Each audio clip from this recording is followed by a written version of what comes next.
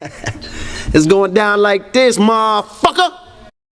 Nigga get mad. Say, motherfucker, what you mean you ain't gonna let me in this funky joint? Much money I done spent in here, nigga. I knew your mama when she was hoeing. Hump, baby. Shit, bet I do it over time. Say that, nigga. Bet. Bar, bet the bar, off time. Shit, boy, I'm trying to make me some money.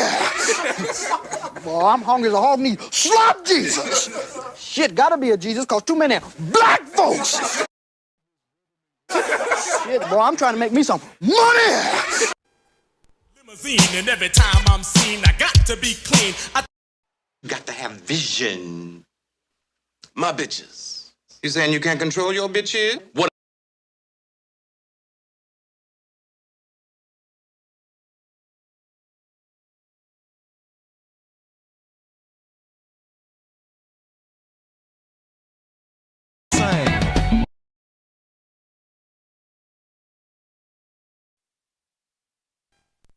This shit is crazy. The following. For what he has, he says that the only way that we can solve our problem is to unite together among ourselves, among our own kind, clean ourselves up, rid ourselves of the evils that we've become addicted to here in this society, and try and destroy black boys. If you destroy him as a boy, he'll never become a man.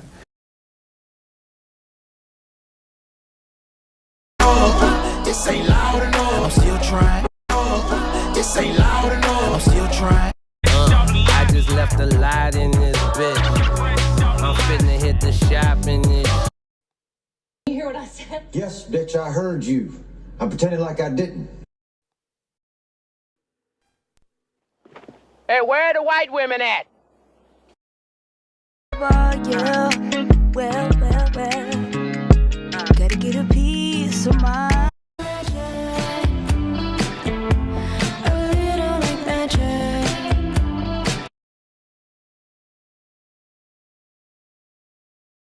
Joe Beach. He looked down, seen his feet. The nigga went berserk, killed the monkey, threw the bat out the window, start kicking that bitch in the air. Say anyway, but I will. The way quantum entanglement works is that you can take two particles, quantum entangle them, and then take those two particles and move them at any distance in the cosmos. And let's just say, for example, if you quantum entangle two electrons and you have them spinning in the same direction, and then you take one of those electrons and you shoot that thing out 100,000 light years from the original. If you then rotate the spin on the one electron, if you modify it so that its spin changes, the quantum entangled electron at any distance will simultaneously in no time switch its rotation also, because they're quantum entangled. So these communication systems are taking advantage of this aspect of quantum mechanics that most people can't wrap their heads around, and this is what they're utilizing. It's just the new level of science that affords us the ability to communicate at any distance instantaneously. Group of you together, you never can tell who's who. I've seen a lot of black guys, Nipsey, but you're overdoing it. My eye. Plus, I'm in love with a bitch I can't stand. I mean, TikTok. A lot of the white content creators on TikTok get all of their dances from the black content creators. You're a philosopher? Yes. You're a philosopher? Yes. You're a philosopher? Yes. I think yes. I think very deeply. I think very deeply.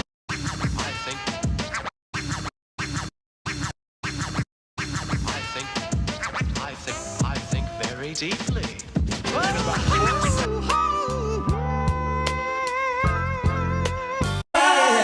Dance with me. Dance with me. I'm in your business. Hold up. You don't know nothing about that shit, bitch. Damn white boys out there. Most of them is psychopaths and all that. They'll kill your mama's mama, and you. Decent white folk that still don't know they're racist. What the hell you want here, hunky? You got to pray to God and tell God your rent due. Any God that didn't know your rent was due ain't God.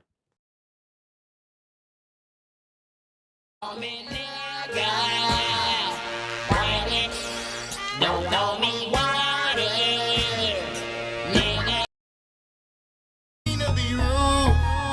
I don't mean to be out of line. Mean to be rude. Mean to be rude. I don't mean to be out of line. What's Oh, that's just daddy.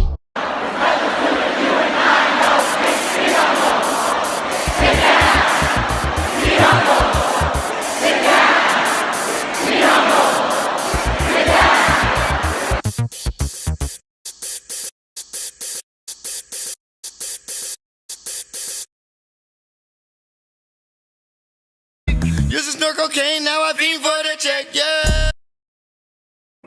You got to. Your lines are still open. Oh shit, you can get it, nigga. You wanna get it? The Chinese platform, you already know they don't give a fuck about your black ass. The Chinese platform, you already know they don't give a fuck about your black ass. Come with baggage, just not Louis Vuitton. Ooh, I like that. Yeah, that was nice. I like that. Bitch niggas, hoe niggas, rich niggas, broke bitch. I told niggas this was on, yeah, right. I think we OD'd. For my word, can't be my equal, don't know what you heard. Used to snort cocaine, now I fiend for the check, yeah. That's the difference when you're my baby. That's how it is when you.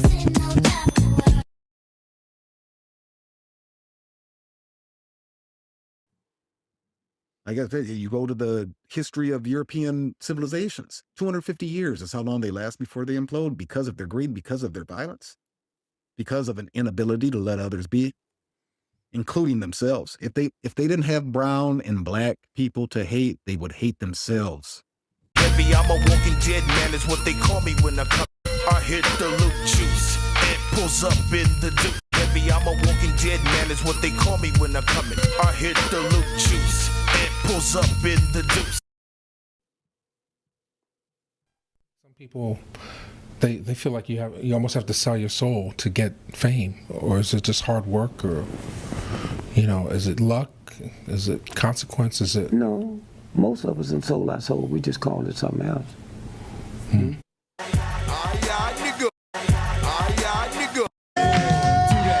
Do that dance, baby, do that dance, let's work it out. I hit the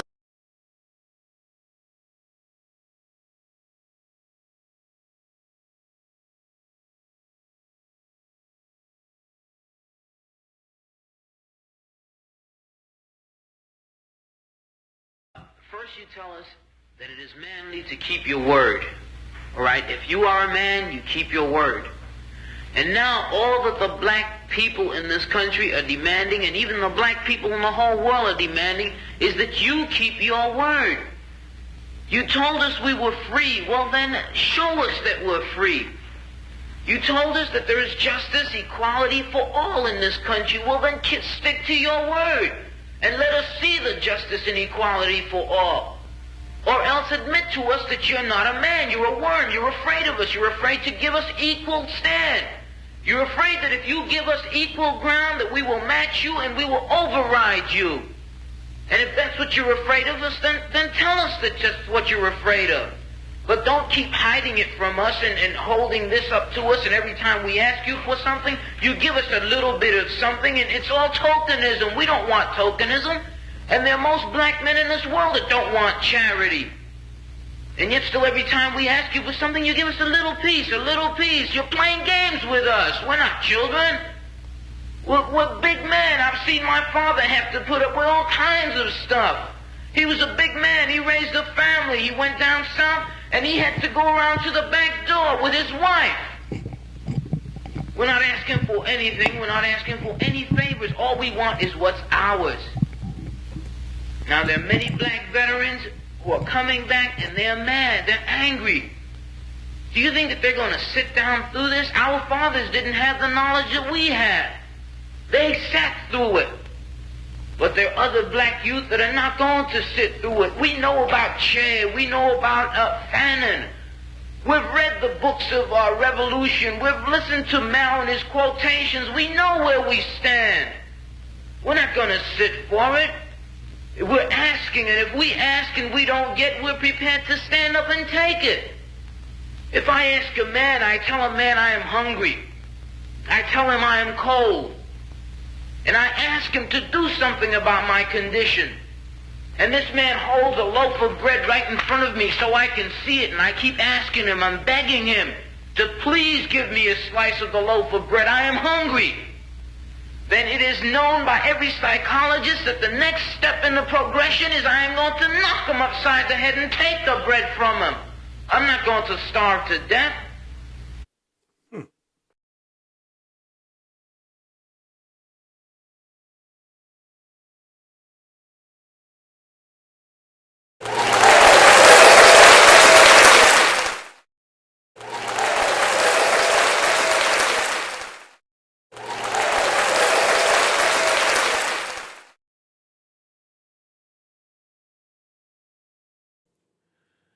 To the east, to the north, to the west, to the south, above, below,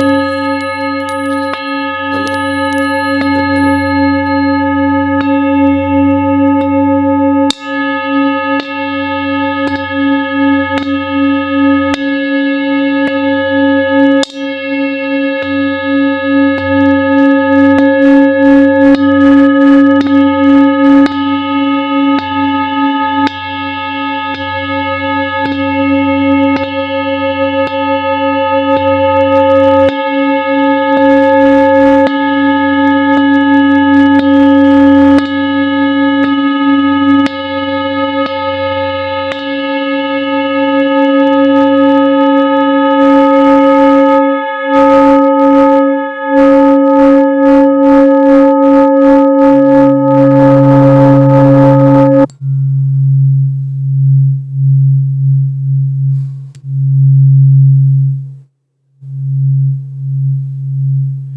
Greetings.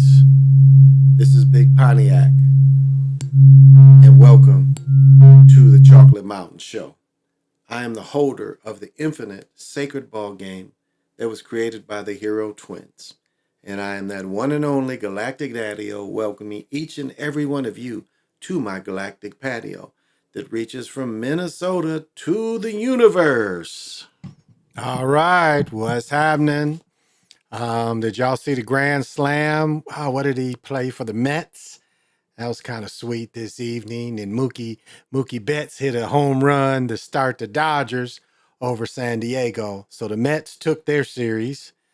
Yeah, but that Grand Slam was sweet. It was a Grand Slam last night and then a Grand Slam tonight. What's the odds that in the playoffs, 2 days in a row, you're going to see Grand Slams? What's the odds? So you see how they fix it? You see? Because it's entertaining. Home runs is entertaining.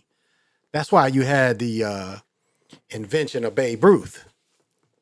Because before Ruth went to the Yankees, he was a star pitcher. And the average home runs was like, in 160 games, the home runs was only like 50 or 20 or 30. Then Ruth goes to New York, and all of a sudden, Ruth hits. He's getting 30, 40, and then Ruth hits 60 one year. Then Maris breaks that. And I think the record now is Barry Bonds with 83. Isn't that what the record is now? Barry Bonds with 83. So, well, let's say what's happening, everybody. Jamar 22, 32, 24, what's happening? Got to have vision. Dr. Sinister, what's happening? Got to have vision. My man in $1,000,000, PJ Allen. Got to have vision. All right, I think that's everybody that's digging. I hope I said everybody there. Nephlin, what's happening? Got to have vision. Thank you for joining. Thank you, everyone, for joining. I appreciate you coming in. This is going to be a short show because I'm a little sleepy.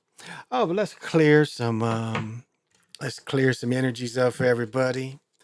I can't find the rest of my sweetgrass. It's in this motherfucker somewhere, but I got plenty of this. I know where it's at.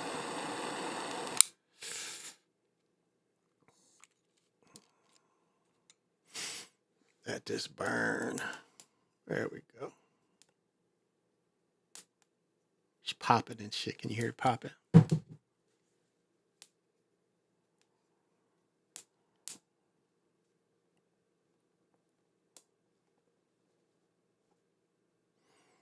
Yeah. It smells so good. Good. Ooh, look at that. Look at that. Woo. Smoky. Smoky. Look at that. That smells so good, y'all. Mmm.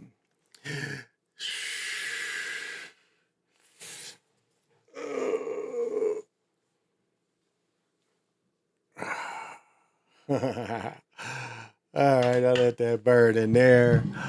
Poke Bunny. Fellow Minnesotan, what's happening? Pokey Bunny. You got to have vision. Yes, I live in the Twin Cities. I live in the southern Twin Cities, but yeah, I live in the Twin Cities. Yeah. So, yeah, and it's, everybody knows my two teams are the Vikings and the Eagles. I've been an Eagle fan longer than I've been a Viking fan, but the Viking gear up here is cheap. I go to live Viking games, so, I can't help but pull for the Vikings. And then being 5-0 this year doesn't hurt. Doesn't hurt. So, I do pull for the Vikings. And I got my ass up at 8:30. I think my time it was 8:30. Watched the game last week. Don't know if I'm gonna get up at 8:30 this Sunday to watch the two teams that are playing in England, but I did get up to watch the Vikings game, and I might get up this weekend Sunday. It made a nice long day of football. Football from 8:30 in the morning till damn near midnight.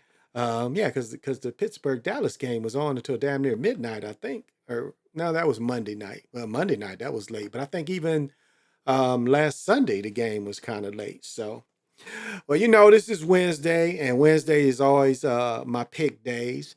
And so, as I said, I'm not going to be on here terribly long because I am a little sleepy. But it just depends on how the flow goes. If I get to flowing, then I'll be on a little longer. So we'll see how it goes and see how I feel. But for this week's picks, we got the 49ers versus Seattle. And I'm going to go with Seattle at home. My 49ers haven't been playing good. The battle of the bad teams is the Jacksonville, the Jags, and the Bears. The Bears have a pretty decent defense, but I'm going to go with the Bears at home. The Cardinals and the Packers. The Cardinals are so inconsistent, so I'm going to go with the Packers at home. The Browns and the Eagles. I tell you what, if the Eagles lose to the Browns, they're going to fire the coach like they fired the Jets coach. And everybody's saying they fired the Jets coach because he was wearing the Lebanon patch. But remember, he wore that patch last year. He had the Lebanon patch last year. So it wasn't the first time he wore the Lebanon patch. Last year, when it was National Day or Heritage Day, he wore that Lebanon patch. Now they're saying because he wore it in England that they fired him. Well, he wasn't winning, so that's a good reason to fire him. And then you got the Commanders and the Ravens. Ravens haven't been playing good football, so I've been rolling with the Commanders. I'm gonna roll with them again. Texas and the Pats. The Pats haven't been playing good. I'm gonna go with the Texans. The Buccaneers and the Saints. Remember, Saints Carr got hurt. Carr is out for a couple weeks. So I'm gonna go with the Bucks on the road. We got the Colts and the Titans. The Titans haven't been playing great, so I'm gonna go with the Colts on the road. That one probably, I bet the Titans might win that one. But Chargers and the Broncos, because of Harbaugh, I'm gonna go with the Chargers. But the Broncos have been playing well. I wouldn't be surprised the Broncos win at home. Steelers and Raiders. Raiders just ain't been playing well. The Steelers actually been playing well. I think it's the Giants. Oh, here we go. The Lions and Cowboys. I'm going with the Lions on the road to beat the Cowboys. Falcons and Panthers. I'm going with the Falcons.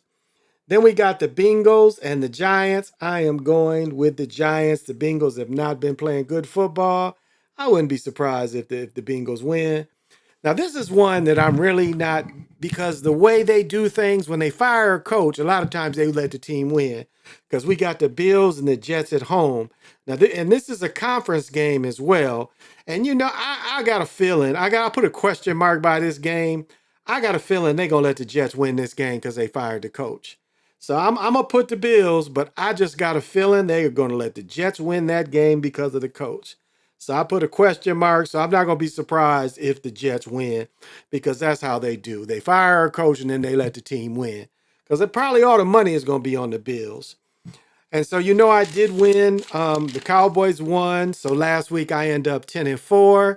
And overall this year I am 48-27 this year. So 48-27 overall this year going into week 6. So yeah, going into week 6, I am 48-27, so not so bad. I haven't really put any money or much money on games, and not like I should. I should put a lot more money because I've been fairly successful.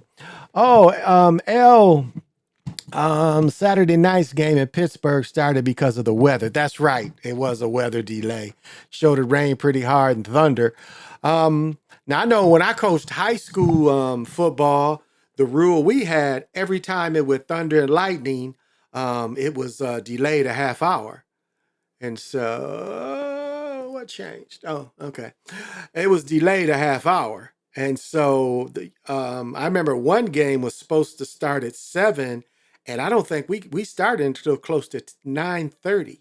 So my wife was pissed when I got home late. She's like, "No, you were fucking somebody." You know how women be. So, but El Dragon Amaroon Khan, also known as the Kabali Calm, also known as the Calm. You got to have vision. Thank you for joining me. Thank you for the kind words. So,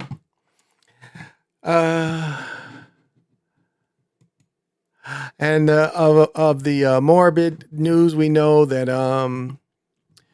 Sissy Houston died, and there's a song my cousin wrote called "Delightful," and Sissy Houston is singing in the back.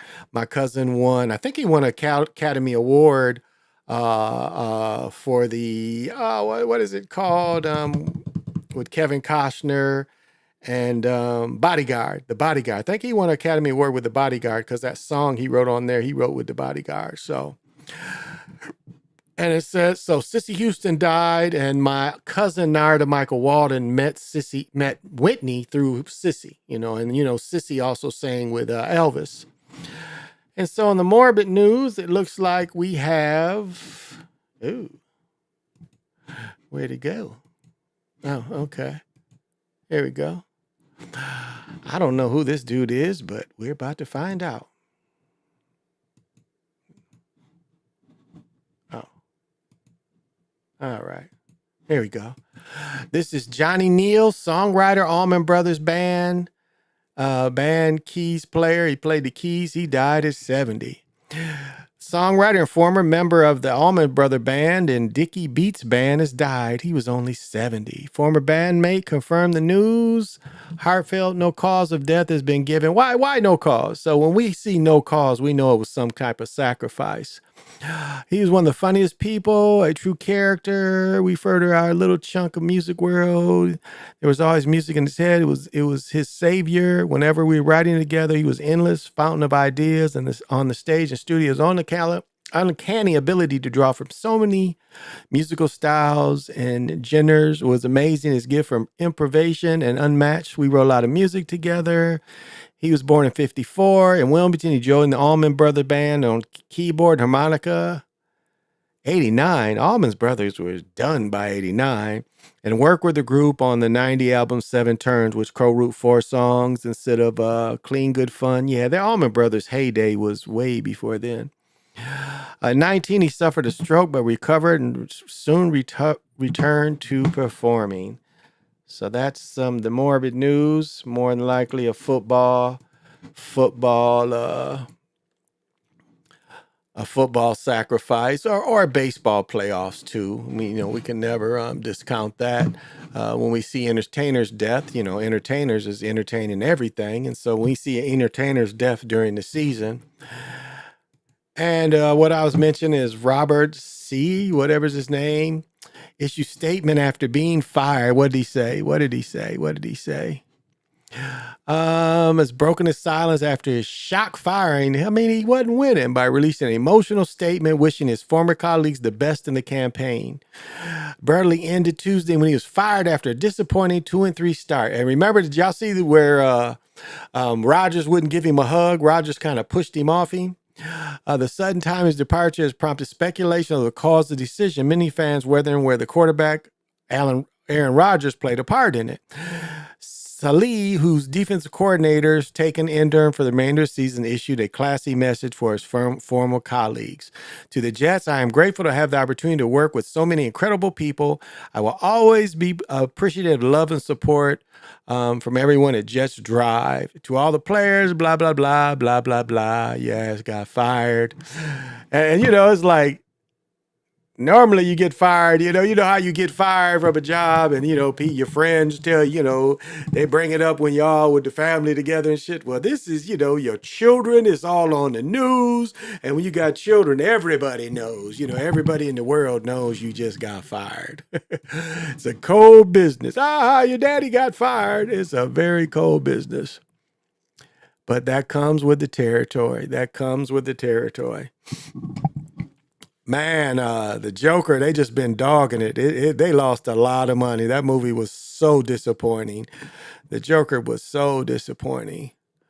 And I went by that when I was on last week. Who is this? It says LA Clippers release NBA player after preseason game. Who? Preseason game, Portland Trailblazers. Let's see. Clippers who play blah, blah, blah. Who they release? Clippers brought out several players to earn a roster spot. San Diego likely join the affiliate team. This is common for Indiana teams. So Mo Bamba, this is the Clippers. Nicholas Baton, man, ain't he 100 years old? Kobe Brown, Cam Christie, Amar Coffey, Nate Darling, Ray Dennis, Chris Dunn. What is his name? Trenton Flowers, James Harding, Bones Highland, Derek Jones Jr., Kay Jones, Kawhi Leonard, Terrence Mann, Kevin Porter Jr., Norman Powell, PJ Tucker. See, I thought PJ Tucker wasn't going to make it. This is the cat they got rid of. This is the cat. They dished out 8 assists and turnover. His table translates to high level. His table setting translates. I don't think he made it, though. Dished out 8 assists. Yeah, he didn't make it. What's this cat's name? Ray Dennis Jr. Yeah, Ray Dennis Jr. I don't see his name on here. But Baton shouldn't be in the league. That's because of the foreigner again. Keeping Baton there because he's a foreigner. That's the only reason Baton is in the league. Dennis, one of the former Ray Dennis Jr. It was announced on Wednesday that Dennis has been waived, so he's not even going to the G League. So Dennis, well, somebody else will pick him up. I'm sure somebody else will pick him up. Looks like he had a pretty solid game, but James Harding, they owe him a bunch of money. James Harding is not a good hooper anymore. Not a very good hooper. And really what made James Harding not a good hooper is when soon as he couldn't flop. Soon as they started stop calling the flop and putting out his legs and running into people, he ain't been effective. And, they turned off the magnets for him. So he ain't been an effective player in the last 4 or 5 years at all. And you know what I get into every day? I want to let's go into gold, y'all. Look at that. Gold is up to 2,600 big ones. 2,600 big ones. So if you got a gold chain, a gold ring, the gold is worth more. You see that? It is up $5.70. It's up 22%. Where's silver? Silver right here. Gold. Don't see silver. But look at this spike. So it is, it's up. I think it peaked at, what is this peak here? 26. Yeah, I think this is about 26.34. It looks like where it peaked. So, your gold is going to hit 3,000 an ounce. And remember, an ounce of gold is worth It's 31 grams. It's not, 28 grams. It's 31 grams. I don't see silver on here. And actually, trading overall is up. S&P is up. The Dow is up. NASDAQ is all up. Russell is up. New York Stock Exchange Composite is up. So trading was up today. I don't see silver. Where's silver at? Let me see. Bitcoin is down to 60. I think Bitcoin was up to 65,000 and Bitcoin is 60,000 today. My Ford was up to 15. It's dropped down to 10. Yeah, so that hurt a little bit. Amazon is 185 a share. Ethereum is 2,300, which is affordable. Ethereum is affordable. GameStop is $20 a share. So, and then we're into Amazon days, So that's what the money's doing. That's what the money's doing today. Lorenzo, what's happening? You got to have vision.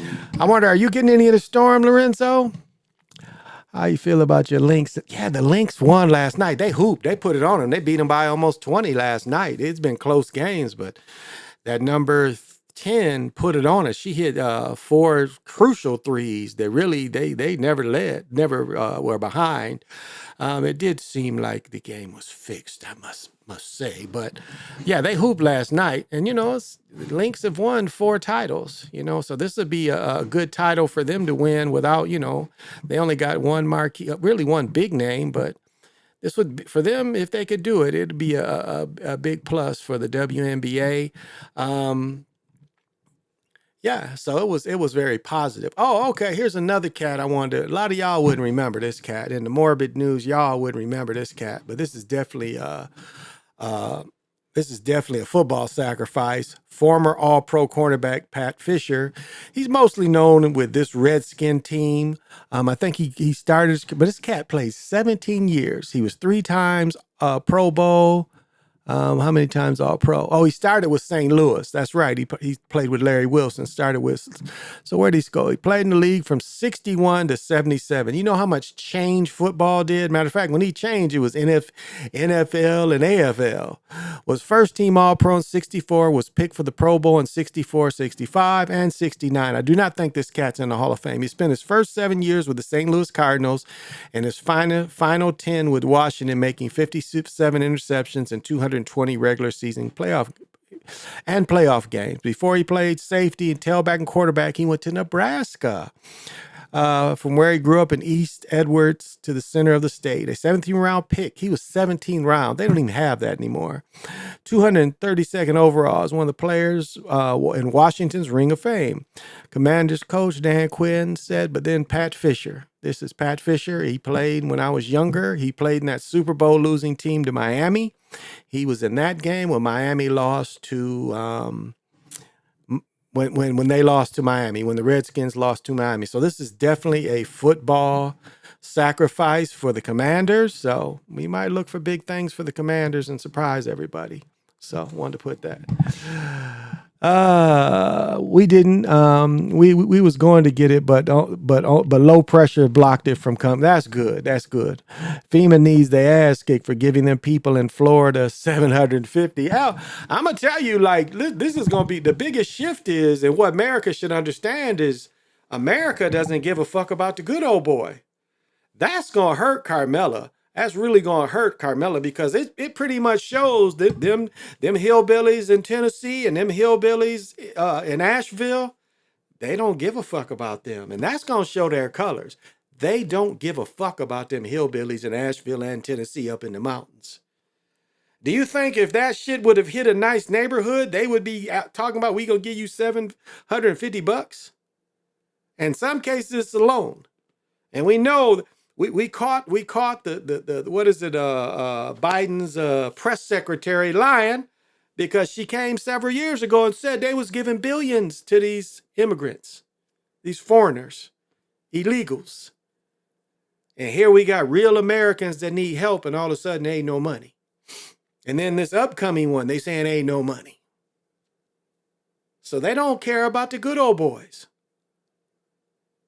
So Carmella definitely lost all them. The good old boys ain't going to vote for her at all. And I think, it's going to make the Congress, the senators, the Electoral College that's friends with a bunch of them good old boys turn a blind eye. Trump was there, the next day. So they just shows what they think about. They don't care. They want the good old boys vote, but they don't care about them when they get in trouble. You want to put these people up in hotels. You want to feed these people. These people wasn't even eating food and they was throwing it away. So you started giving them cash cards and giving them food stamp cards because they weren't eating the food you were bringing in every day. They was rejecting that food. So you know what I would have said? Fuck them. You eat this shit or you don't eat at all. But that's not what they do. They give them food stamp cards because the people was throwing the shit away. Now, what kind of shit is that? If you from another country, you eat the shit or you be starving. That's how I'd have did it. And matter of fact, I'd have cut their rations if I would have found out they was throwing so much food away. Now, I will admit this, during COVID kind of shit, a lot of I was picking up food for the children. A lot of the children wasn't eating a lot of that food either. Them box lunches they was giving out children, they wasn't mostly eating the carrot sticks and that kind of shit. They wasn't mostly eating that stuff. But with them immigrants, I would have been like, okay, you don't want to eat this shit, we're gonna cut your rations. We're gonna cut the box lunches and you're gonna eventually eat it. But no, not this government, not this administration. They say, oh, they don't like the food, let's give them more American taxpayer money. And my wife and I get to arguing about this. These people ain't paying taxes. How many of them are working? So, but yeah, Pat Fisher, that is definitely a commander's sacrifice. Oh, we got another one. Okay, so the Jets got 2 sacrifices. Abdul Salam, member of the Jets Sack Exchange in 71. He played with Gastineau. And I can't think of the other cat's name. It's Gastineau. I could picture the other cat's name, but I can't think. I can picture his face, but I can't think.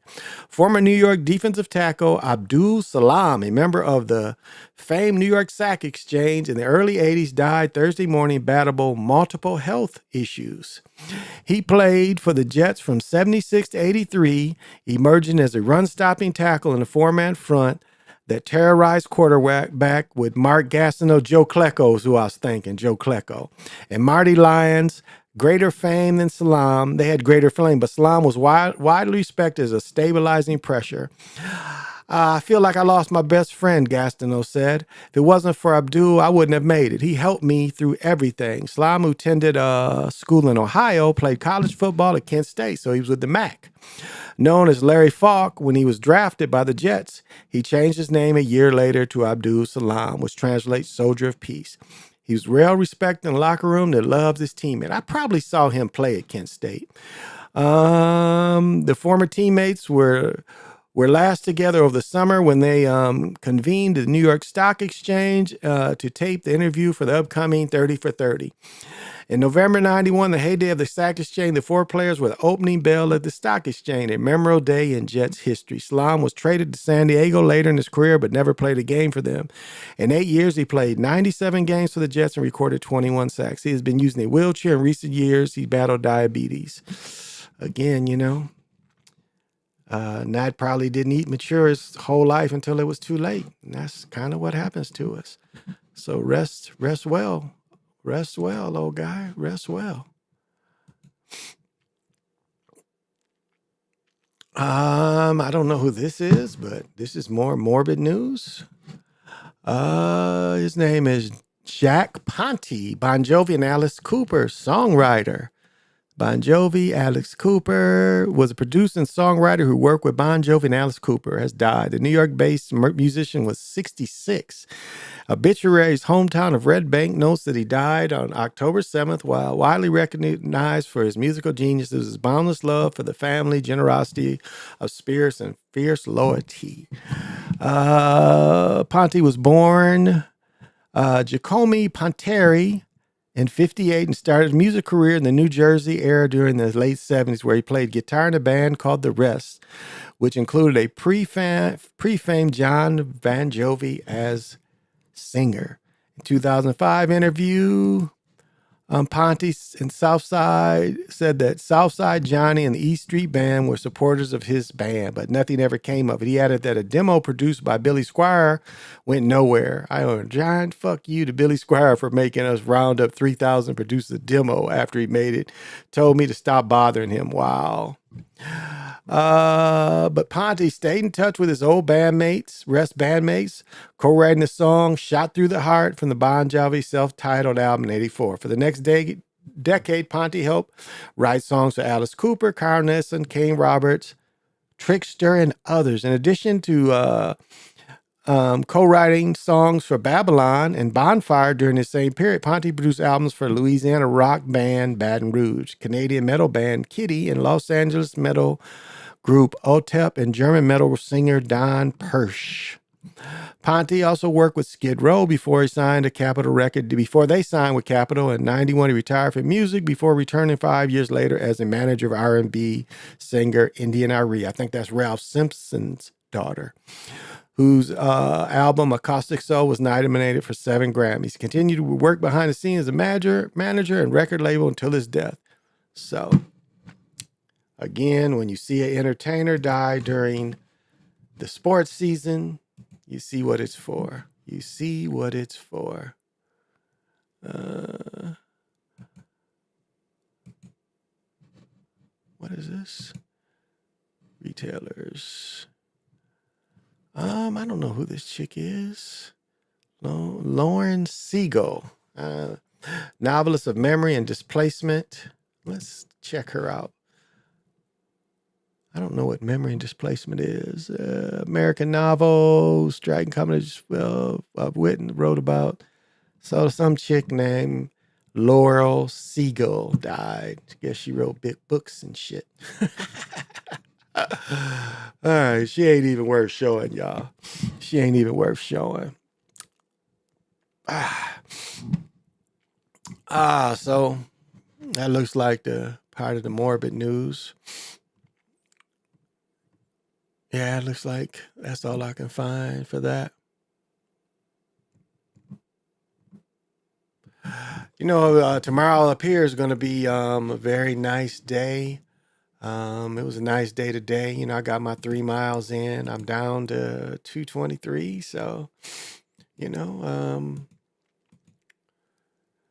you got to find a way when you work out to actually, burn calories to lose weight, because my belly was just too big. So, but I feel good for the most part,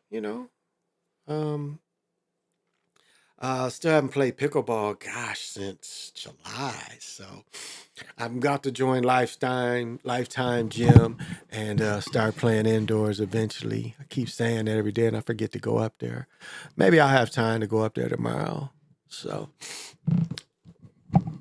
but as I said, I'm not going to go too long tonight. I wish the Jets never got Aaron Rodgers. James Gant, what's happening? You got to have vision. I wish the Jets never got Rodgers. Well, Rodgers is done. He can't escape. He doesn't throw a bad ball, but he can't escape. He's, he was always a sidestep. He could sidestep the rush. That was his thing, is sidestep the rush. But he was never a great, scrambler. He was the stiff dude, stand up there in one spot. So I don't know. I think he's done. I don't look for the Jets to do big thing. But just as I said, I wouldn't be surprised that the Jets beat the Bills. It's a conference game. I know I picked the Bills, but I would not be surprised that the Jets won, just because that's how the NFL does. They fire a coach and then they say the team does well. But I'm gonna stick with the Bills. I'll take the L, but I think the Jets will. I think the Jets is gonna win. Even though I picked the Bills, I think the Jets are gonna win, because that's how the NFL does. You fire a coach and then you let him win the next week, and then you say, "See, we got rid of that coach," and that's just how they did. I don't know. Maybe I'm gonna take I don't know. I'm gonna see. I'm gonna write the Jets down too. I'm kind of like. I'll see how I feel. I'm kind of like, I really think the Jets is going to win, because that's just how they do. They fire a coach and they let that team win after firing a coach. And that would be the only reason they won. But we'll see. We'll see if they do it like that. But I always, baseball season's heating up, and I dig watching the games. The Tigers won. The Tigers play tomorrow. It's 2 games tomorrow. Yankees won tonight as well. But it's funny how what's the big fella's name? Number 99. He ain't with the home run king. He ain't doing nothing. The rest of his team is playing decent, but he ain't really doing nothing. So that's kind of David Justice. Justice ain't really no, not Justice. Justice played with Atlanta, whatever that motherfucker's name is. I'm old man it right now, but he hasn't played well. Judge, yeah, his name is Judge. So Judge has not been playing well, but at least Ortani, he hit a home run the first game. He hit a home run the first game, and then Betts hit a home run tonight, first batter. So you kind of saw how the game was going to go when he hit that home run. You saw that he was going to that they were going to play well. So So I don't know if any of y'all baseball fans. I am, because it's something to watch every night. It's like going to be game. It was going to be football tomorrow. It's going to be baseball and football tomorrow. But Tuesday, Wednesday been baseball. So I'm a big baseball fan.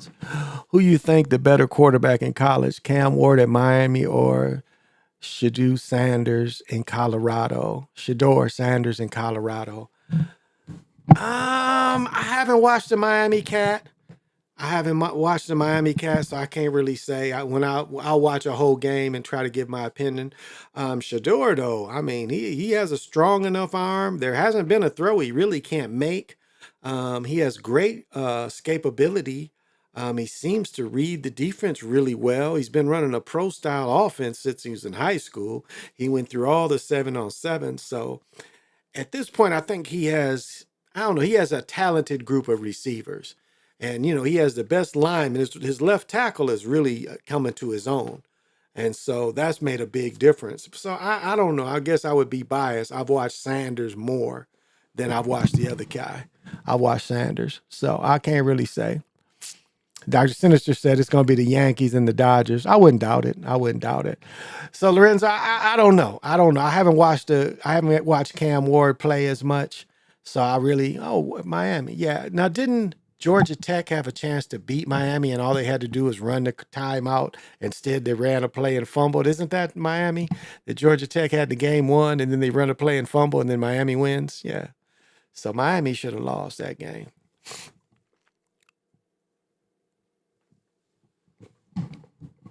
So I don't know. I guess I'm kind of prejudiced. I'll watch more of their game. I watched more of Colorado's game, and they had a bye last week. So I watched a few more of their games than I have Miami's game. And then, the region I'm in, we don't get a lot of Miami's game. We haven't gotten any. Yeah, we haven't gotten any Miami games. Because we live in a different region. It's like we're going to get the Vikings games up here, and I'm going to get the Packers or Kansas City. Our AFC game is generally, we're in the region of Kansas City. So I don't miss too many Kansas City games because that's what region we in. And then, the Gophers beat USC, which was a pretty good game. I mean, he recruits. One thing you got to give it to him is he recruits safeties and DBs. He puts safeties into the league. Flock puts safeties into the league. So that's one thing that he's pretty good at, is putting safeties into the league.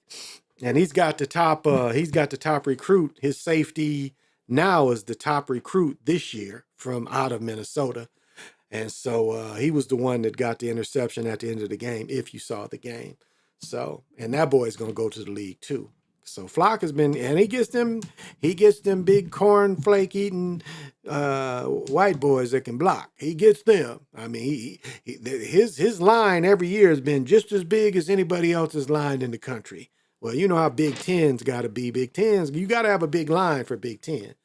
Because, it's a lot of smash mouth football. Now with Washington, UCLA, Oregon joining, they're going to have to get these big linemen too, and not just pass blockers that they tend to get. So they're going to have to switch up a little bit. Well, I'm not going to go too much longer. Oh, these are sweet. These are sweet. They sold out. These sold out.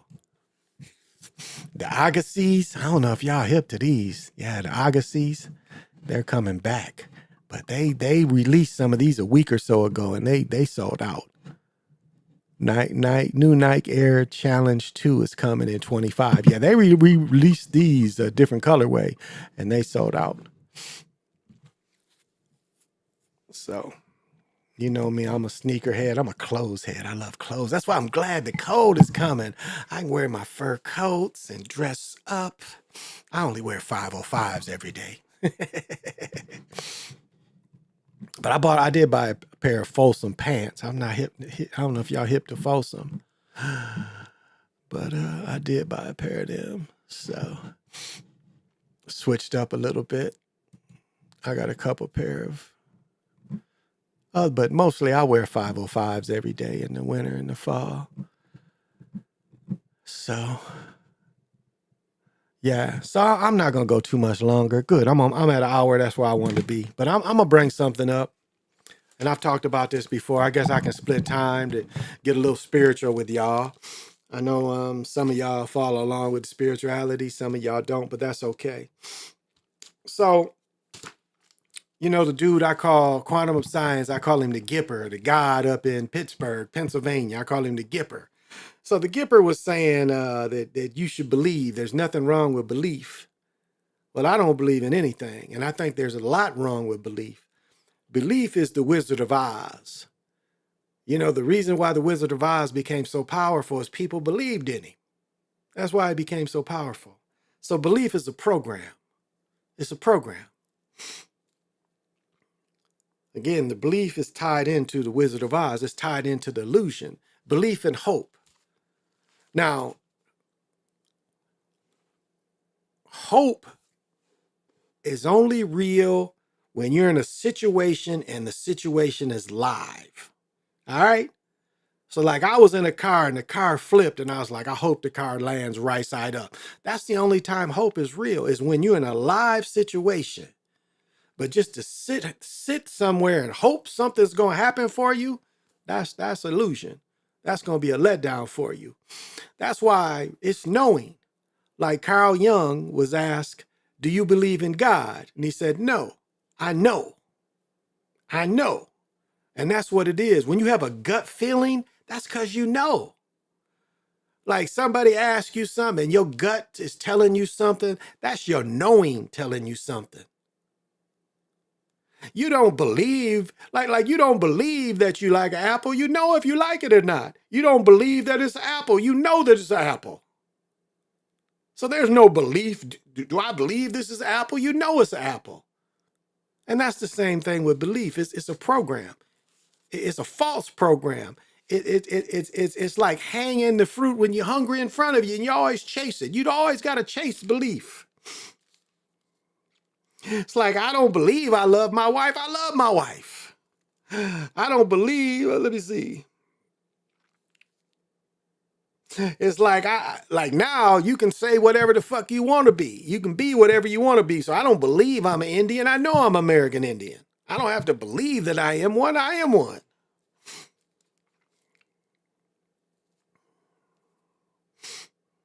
And I don't believe I'm vibrating high or low. I know that I'm vibrating high or low. So I don't need to believe it.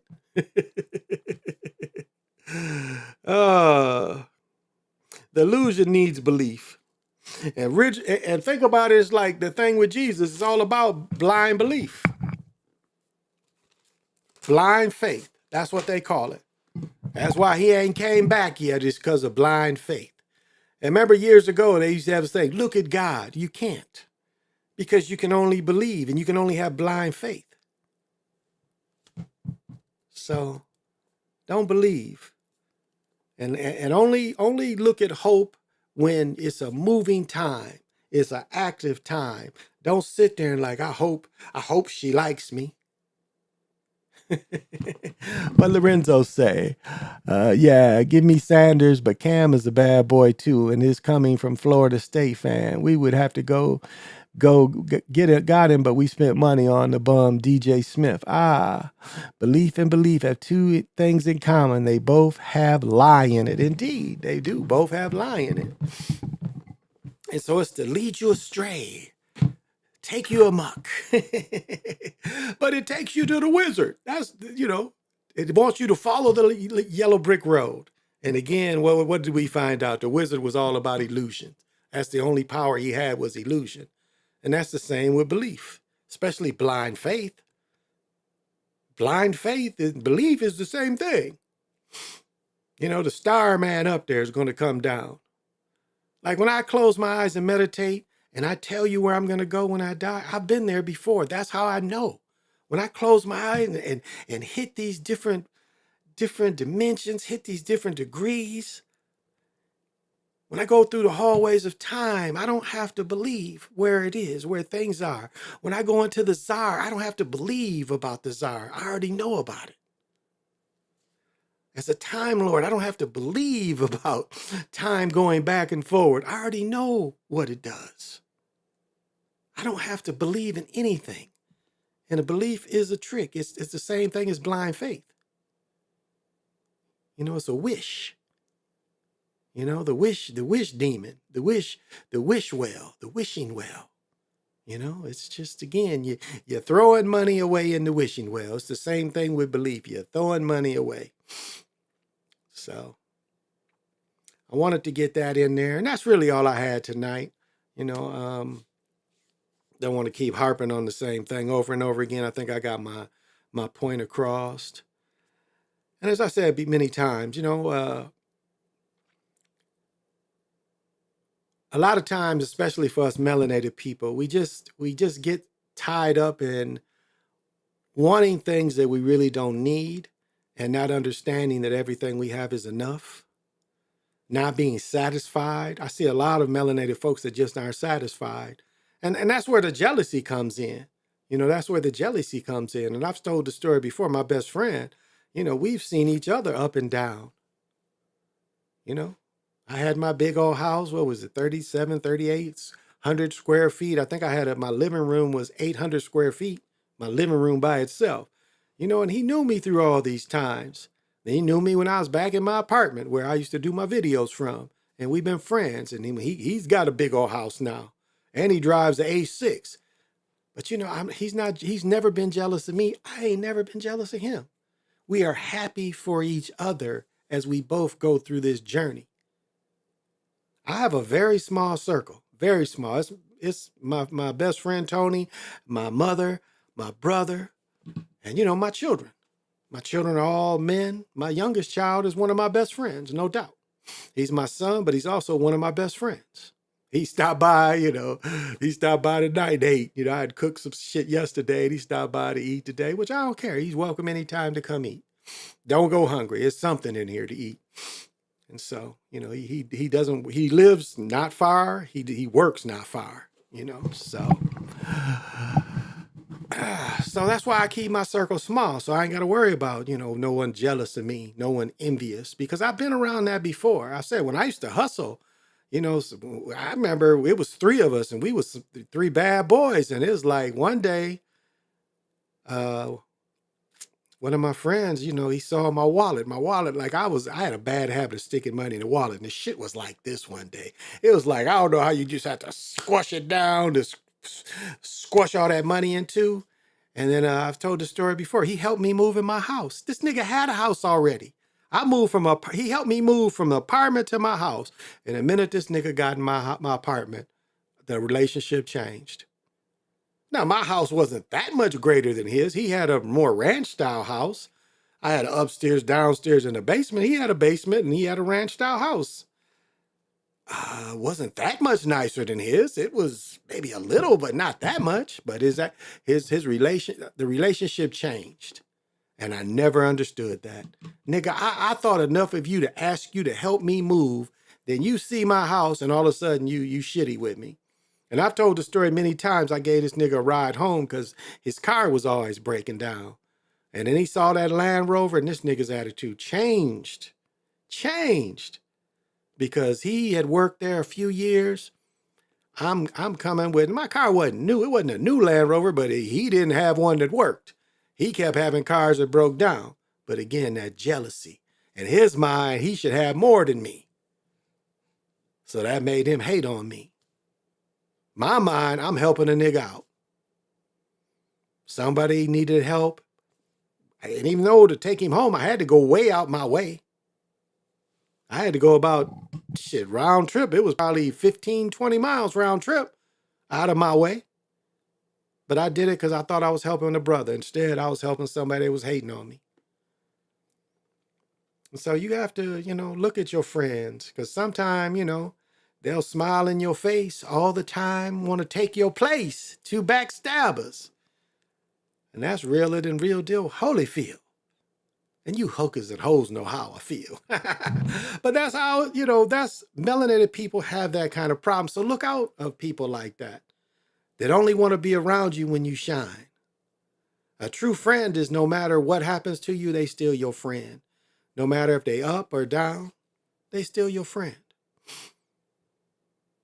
And that's what you want. You want people that are solid and with you all the time, not just when you up. Because that's what, what do they say? Everybody want to be your buddy or your hubby, when you up. And then when you down, they don't want nothing to do with you.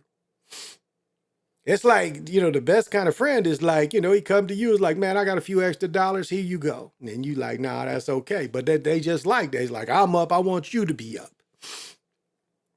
I had a friend every time, like, he knew everybody, but I had the weed. And so we just hustled all around, just hustled every time I got money and I sold some weed, I would give him some money. Like every time. Like he was broke for 3-4 months. I fed him every day, took him around because he didn't have a car. Every time I would sell some weed, because it'd be his cousin, somebody he knew, I would give him money too. Like every time. Then this mug becomes the weed man. He's all of a sudden he's getting pounds. Wouldn't give me a break on the pounds, and just completely changed on me. Completely changed on me.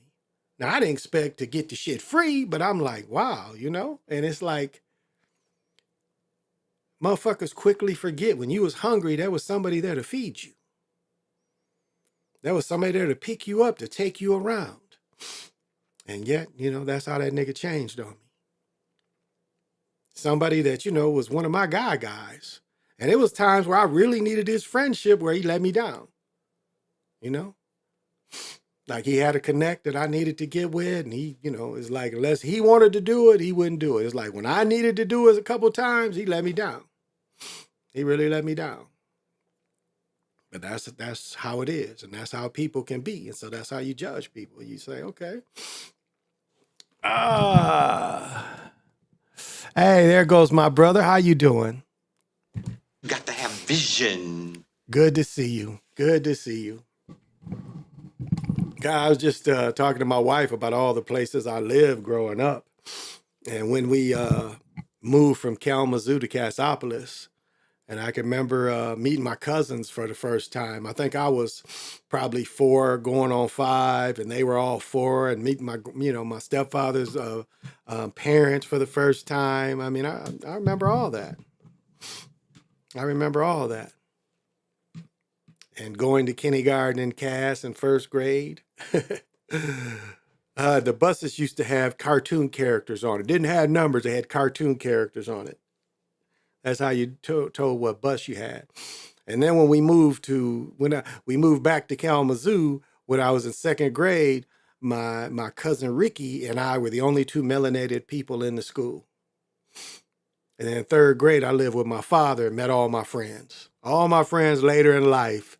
And what was cool about living with my father was my aunt literally lived about 15 houses away. Like you go to the edge of the street and you walk down and she lived about 15 houses. And then 3 or 4 houses, like next door was a family member, around the corner was a family member, but going down with my aunt lived about 15 houses. And there were businesses. Most black folks around the country live on the north side. We lived on the north side where it was a gas station. Do you think there's a gas station on that north side now? There was a gas station across the street from where we lived. Not a gas station now. You drive that whole north side, there's no gas station. You got to get off the north side. I think it's Park. Maybe Park, there was a new gas station they put over there. It's been so long since I think they built one over there. But for a long time, that integration hit, all the gas stations disappeared.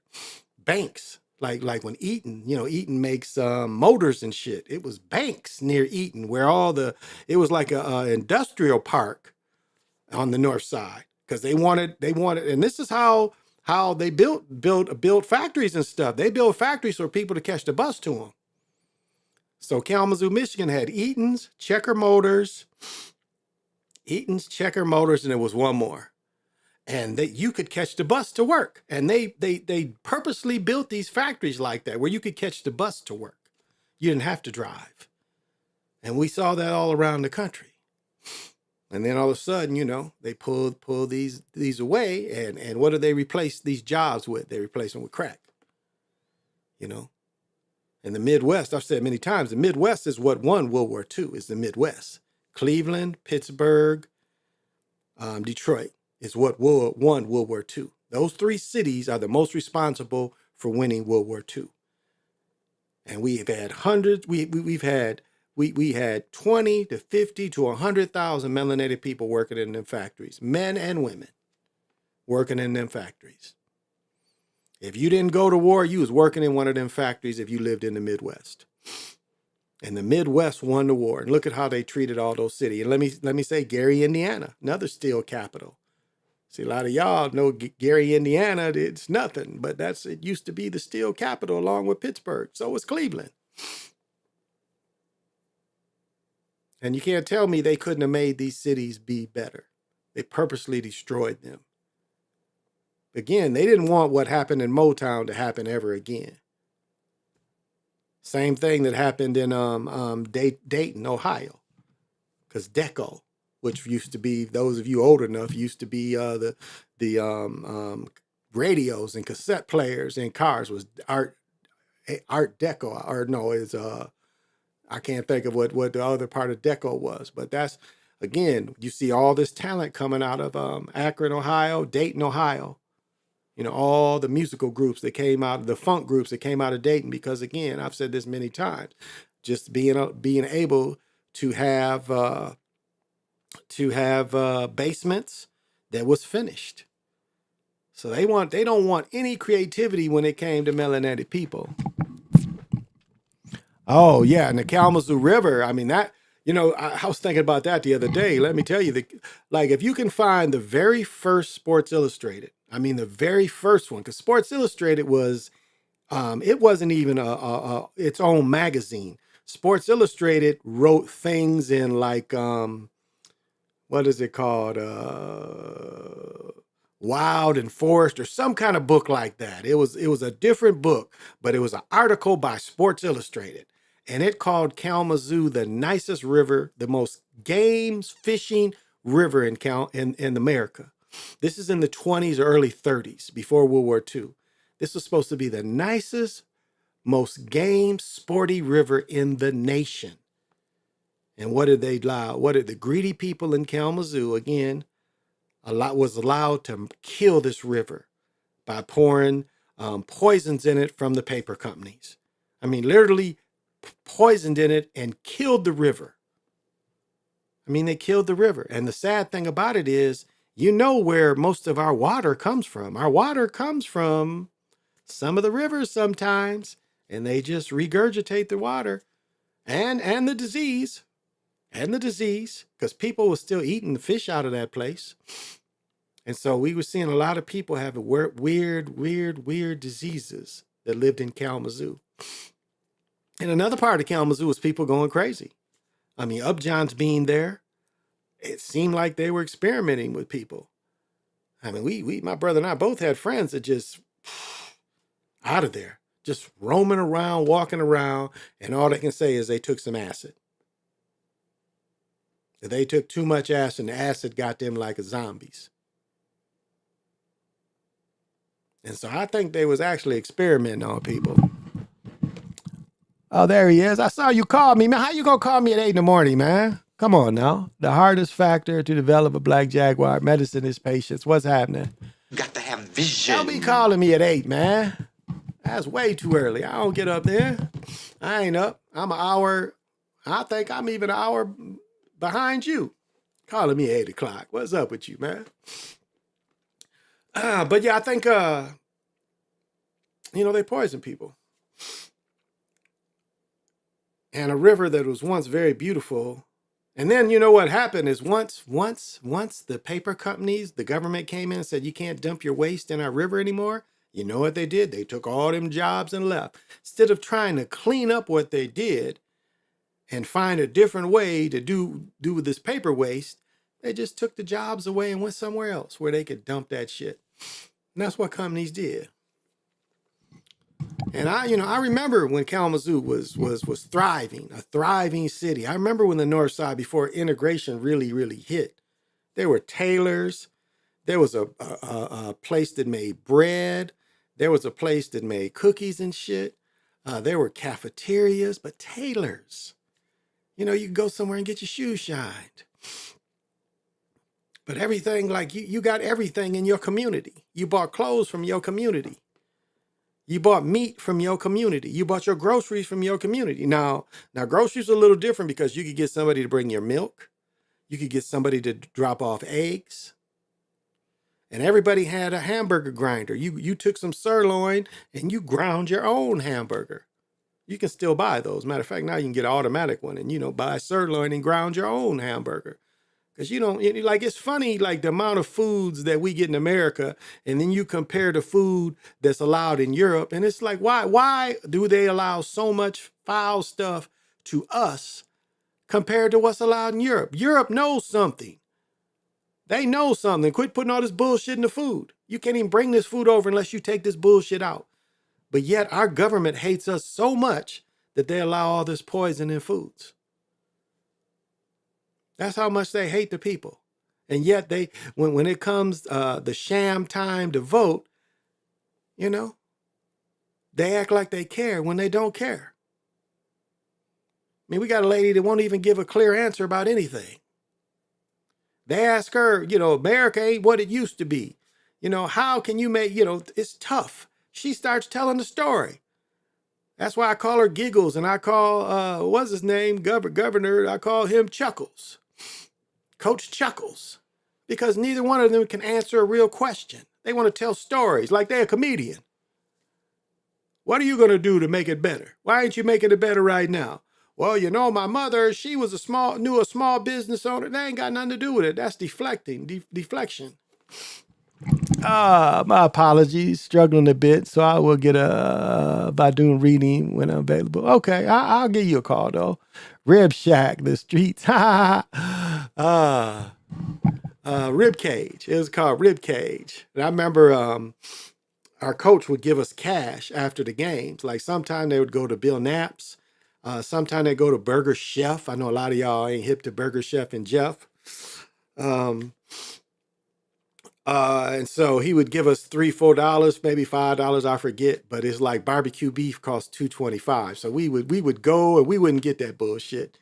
And as soon as my boy and I, we'd go over to Rib Cage and get a barbecue beef. And it was a big old beef sandwich, sucked in barbecue sauce. And then we'd go over to my girlfriend's house.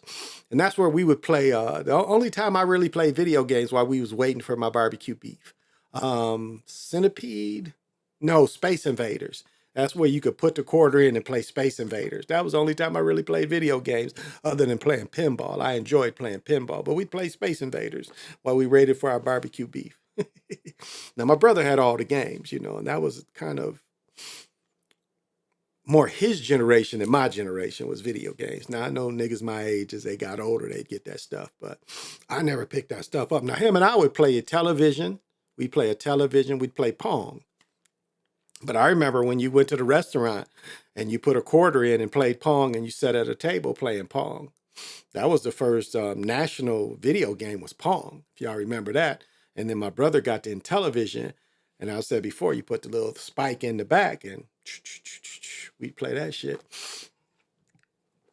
But it's, it's funny. I remember being in 4th grade. I had the opportunity to be bused. I wanted to go to school with my cousins. 5th grade, I went to Lincoln. And then I went to junior high. Junior high, my time was 7th, 8th, and 9th. And again, I had the option to go to South Junior High or Hillside because where we lived. And my cousins went to Hillside. So I went to Hillside and played 3 years there. And then went to Kalamazoo Central. So it goes that fast, just as fast as I said it. That's how fast it goes. You know, you can ask any old heads their life, and their life was just like that. I went to school, went to this, went to this. Some people, you know, like my brother, went to the Air Force, you know, afterwards. And that was part of their journey. And we each have our own journey, and no journey is right or wrong. It's your journey, and it's what you make out of it. That's what it is. It's what you make out of each journey that you take and each lesson that you learn. It's what you make out of it. And you know, you can't judge yourself, because you look at your older self and you look at your younger self and you understand why you did what you did when you did it. And so, you know, take it easy on your younger self, because you didn't quite know. When you sit back and think, damn, I was a dumb motherfucker when I did that. Why did I do that? Well, remember the circumstance that made you do what you did at the time. I can remember being so depressed sometimes that, you know, it's just, I couldn't stand it. I was just so depressed. You know, when you try so many different things, when it's just right there. Like I told the story many times about me trying to put a pro basketball team together, or semi-pro. Well, actually it's pro because you're paying the players. But I go and buy the 24-second clock, and we could only get 4 teams, and we needed at least 8. I had the Kellogg Arena to do all my marketing. I had the gym for free. And I would have got a small, and then years later they do it, and now one of my friends is doing it. And years later they did exactly what I was trying to do. There's just so many things I've tried, that this and that. One time I tried furniture, because I found out I could buy furniture wholesale, and I just had to put it together. So I was trying to work with this small furniture company, and they wasn't fucking with me. So I was like, fuck you. You know, I can buy the furniture from where you want to get it from. Then all of a sudden I couldn't, they wouldn't let me buy it, the furniture from them. Or I couldn't get the warehouse. I forget which one, something fell through, because I had a partner that was going to put all the furniture together for me. And we just needed a truck, you know, little advertisement. And all of a sudden we was going to start putting furniture out there. We was going to start taking furniture, redoing it. You know, some little always didn't work out. So, and I know a lot of y'all have these kind of stories. You try something and just for one reason or another, it didn't work out. It's like I was going to bring real burner phones here. And one of my friends had put the burner box together. Maybe I should have learned how to build the box, but this nigga had a box. And I remember a dude was like, look, you give me 10 phones, I'll just give you 20 phones, and you can turn them on, do what you want. And I'm telling this nigga, let's go. This nigga's going to give us these 20 phones. Nigga scared to do it. And, you know, RIP to that brother, Nuclear, RIP, but he was so scared to do it, you know? And the way he went to prison was stupid as hell. So, but rest in peace to that brother. He's not with us anymore. But it was like little things like that, because here they had chip phones. J.R. Ryder got caught with chip phones. That's what they was doing out west. They was getting chip phones. We was getting clone phones. You could clone a number. You could sit outside of Kellogg's and clone a bunch of numbers. And we guaranteed that the phones would work for 90 days. And then 90 days, you come back and pay $75 and get another 3 months. Sometimes some phones last 6-7 months. You couldn't receive calls, but you could make calls all day. And that's really why cell phones became more cheap. And with the chip phones too. You know, the Master P had the movie about putting the chips in the phones. But that's why cell phones became cheaper, is because of that. So, but you put in order of the melanated, amen, God, race bright, race to surname, Trump and overcome. Are you a God? Yes or no? Indeed. Indeed, I am. I am the God that's in me. You know, I am the star that's in me. The stardust that makes up me, I am every bit of that star. And I hope you feel the same way all y'all feel, that know that the stardust is in you, the universe that's in you, the universe you see all around you, you're all a part of that. We're all a part of that. The universe is in you and outside of you. There's a universe inside your body. A whole universe inside of your body that interacts the same ways, happy, sad. What do you think sickness is? Your body becomes sad. What do you think when you get a kundalini moves through you? Your body is extremely happy and vibing high. When you get the kundalini rush, when that snake comes up from your lower back and then it just covers your whole body. That is your body telling you it's satisfied with you and it's feeling really good. All of it, all the world is moving. I mean, the reason why I'm not really deep into chakras because they only tell you there's like, just these 4 or 5 chakras and above you, maybe 8, 7, 8. When I've been in a room where it's a room full of little worlds spinning. The whole room is full of little worlds, not just the ones right here. I'm talking about the whole room got little worlds spinning around me. So when they tell me there's only 7 or 8 little worlds, no, there can be multiple. So that's why it's hard for me to dig talking about Kundalini. It's hard for me to understand that because they can't explain what happened to me in my experience. How I'm bringing all these worlds up. Almost like a galaxy of, it's almost like I created my own galaxy. But yet they want to tell me I'm only limited to these few colors. I'll being able to experience colors. I can't even explain what color it was. There's no words for it. It's like I'm looking at this and I couldn't tell you what color it was because there are no words for this thing I'm looking at. Shiny, I guess I could say.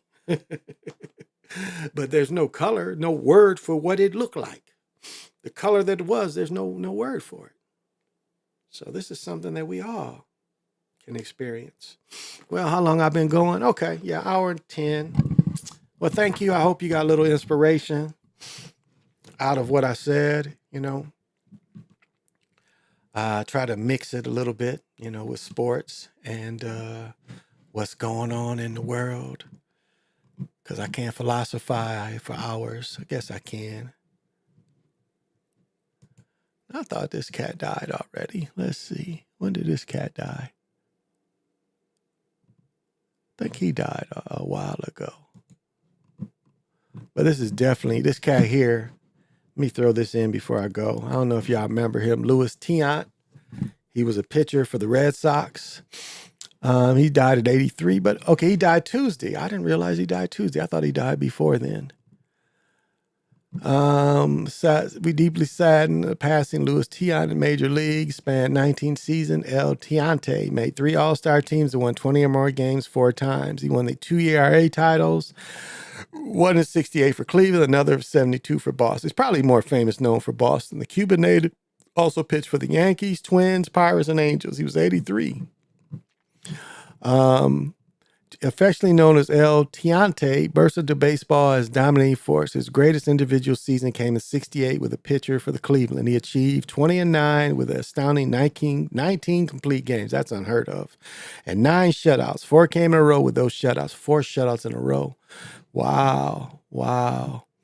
Most impressive was 1 ERA that season has not been matched in the American League in a half century, alongside Bob Gibson with 1.12 National League.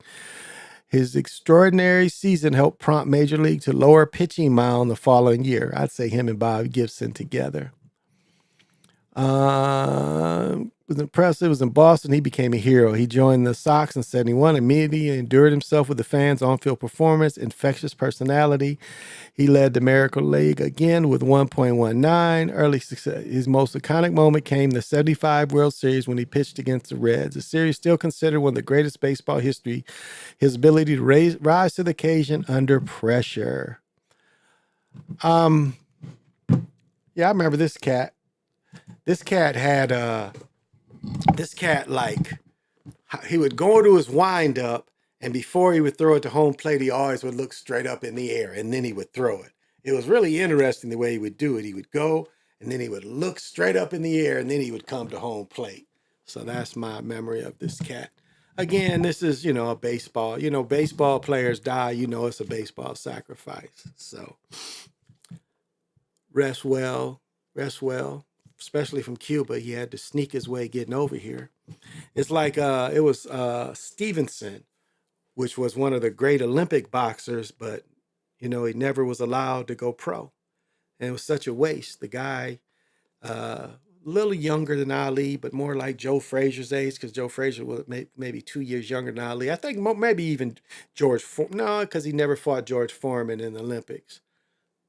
So he was a little younger than Foreman. But this guy would have been a great champion, but because he was in Cuba and they wasn't letting Castro wasn't letting cats fight. Tito Stevenson, maybe his name was.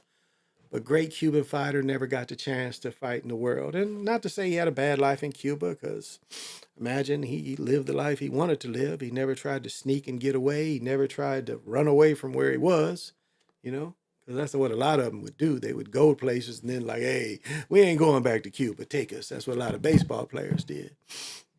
And it's not that far. Cuba to Miami is not that far. A lot of people, if you remember Scarface, all the motherfuckers was coming over here then. So,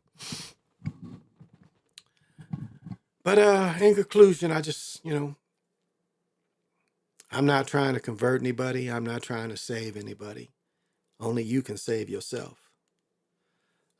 But we can inspire others. And that's what I try to do. I try to show a little bit of inspiration for folks. Because we all have tough times. And just to know that those tough times don't always last forever. You can overcome them. And it's just like taking a trip. You can see yourself going, and you also see yourself coming back.